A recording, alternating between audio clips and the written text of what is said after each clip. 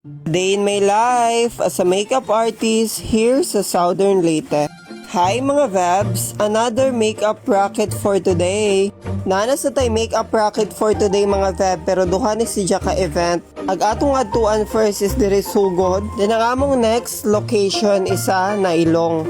Ag event day diri sa sugod mga Vab is Thanksgiving.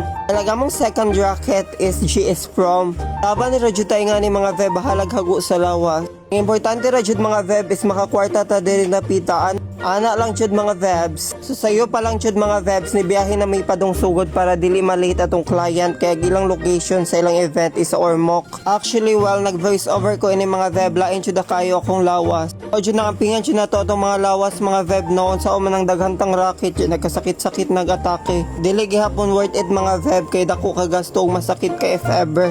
Lawas ba jud atong puhunan mao nang dapat healthy ta diring dapita. Actually mga Vab, after na mo nag-lunch ni Love is ni-go na dayon mi diri sa sugod.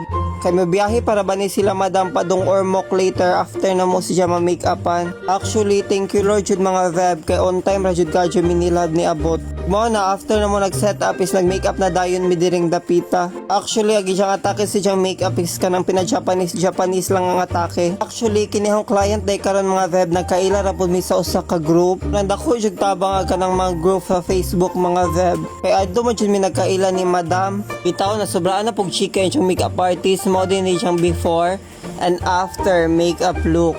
Mo ni siyang atake si siyang makeup ron mga Vabs. Actually duha to sila nagpa-makeup mga Vab, nag-additional nga Lucky. Pasensya na jud mga Vab kay nawala ang clip sa katong Lucky. After day na mo nag-makeup mga Vab is ni go na dayon mi kay mo move na mi nga to sa among second location. Medyo layo-layo pag na ilong mga Vab mo nang loop doon jud ni na mo for today's vlog. Actually chill rider jud mi dirang dapita mga Vab kay wala ram pud mi nagdali. Right away mga Vab pag abot na mo is nag-set up na dayon mi ni Love. Madali ang setup jud ni mga Vabs no kay medyo late na jud mi nakaabot ni Love. Pero bisan medyo late mi nakaabot mga Vab, on time gihapon among client sa ilang event. Which ang ilang event karon is sa himay-angan nga GS Prom. So mo na yung mga client karon mga Vab no, ug mo na yung supportive ni sister. Shoutout sa maring dira Jeremy no, grabe jud ka supportive oy. By the way mga Vab, mo din itong client for today. Actually na make-upan po din ako last time sa akong last nga vlog. Diya kay duha may nagpa-makeup na mo ni Love no, gisabayan na po ko ni Love nga mag-hair. Basic ra po ning mga hair nila mga Vab no, kay puro man ni sila mga ban. Wala ba na jud ta diri mga Vab no, kay mga ambisyosa ra ba jud ta. Diri dapita mga Vab is nag-start ako makeup sa akong first client. Actually, katulo na dyan siya nakapa-makeup na ho mga Vab. First na siya na make-upan mga Vab is katupang elementary siya.